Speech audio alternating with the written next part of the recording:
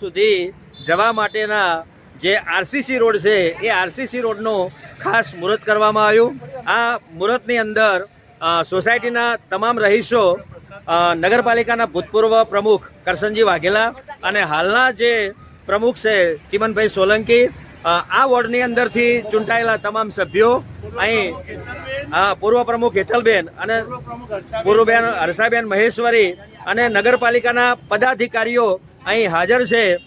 પાલનપુરની જે પબ્લિક છે, પાલનપુરની જે જનતા છે અને પાલનપુરની જે સોસાયટીઓ છે એની સુખાકારીમાં વધારો થાય એના માટે નગરપાલિકા પાલનપુર સતત પ્રયત્નશીલ છે।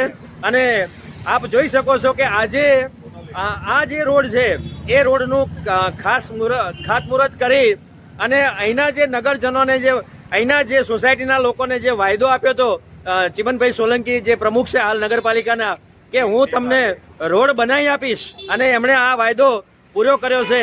તો સોસાયટીના જે લોકો છે એ ચોમાસાની અંદર જે રાત્રે બહાર નીકળવાની જે અગવડતા પડતી હતી, વરસાદ ચાલુ હોય એ વખતે સિનિયર સિટીઝનને જે બહાર નીકળવામાં મુશ્કેલી પડતી હતી, એ તમામ પ્રશ્નોનું હવે નિરાકરણ આવશે અને લોકોમાં આજે એક અનેરો ઉત્સાહ હોય આપણને જોવા મળે છે।